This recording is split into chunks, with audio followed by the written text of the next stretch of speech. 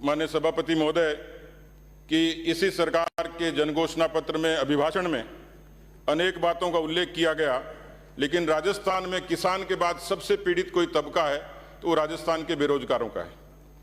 आपकी सरकार ने अनेक अवसरों पर जन घोषणा पत्र में भी कहा, अभिभाषण के दौरान भी कहा और 24 जनवरी 2020 को अभिभाषण की बिंदु संख्या 86 में आपने कहा, राज्य सरकार सरकारी क्षेत्र में 31,533 पदों पर 513 पदों पर युवाओं की नियुक्ति प्रदान की गई है।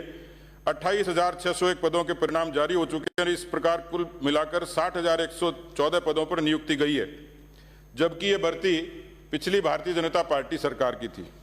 मैं निवेदन करना चाहूंगा कि 2021 को इस अभिभाषण के दौरान बिंदु संख्या 93 में आपने कहा कि विगत 2 वर्षों में 81,893 युवाओं को सरकारी नौकरी दी जा चुकी है और इस प्रकार इन 2 वर्षों में सरकार ने 21,769 पदों पर नियुक्ति दी है, जो पिछली सरकार के समय थी।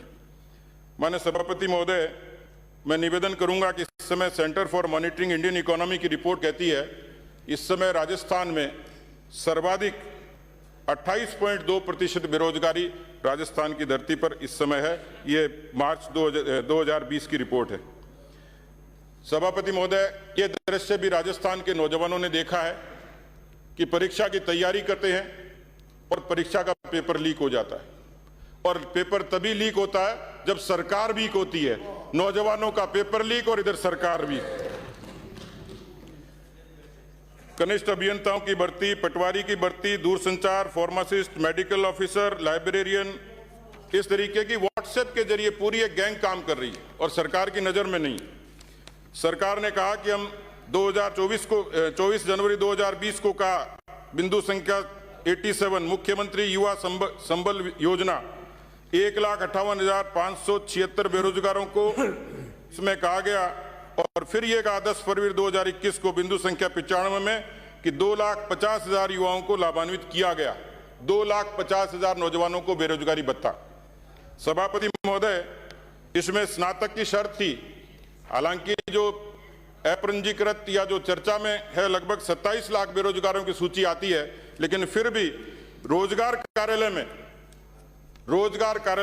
12,50,000 के लगभग बेरोजगार नौजवान हैं जो भत्ते का इंतजार करें। सरकार ने दिया कितना?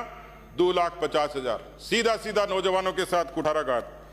सभापति महोदय, राजस्थान के 2.5 लाख संविदा कर्मी और आपने 17 जनवरी 2019 के अभिभाषण के बिंदु संख्या 24 में कहा संविदा कर्मियों एवं कार्मिकों की समस्याओं के समाधान हेतु विगत 6 माह में गत सरकार द्वारा निर्णयों की समीक्षा के लिए राज्य सरकार ने अलग अलग मंत्री स्तरीय समिति का गठन किया है, परंतु मंत्री समूह और प्रशासनिक अधिकारियों की लगभग 8 बैठकें हो चुकी हैं। अभी तक संविदा कर्मियों की पहचान और उनकी समस्याओं का निस्तारण नहीं किया जा रहा है। उनके नियमितीकरण की कोई कार्रवाई नहीं की गई। 2.5 लाख संविदा कर्मी सरकार से न्याय चाहते हैं।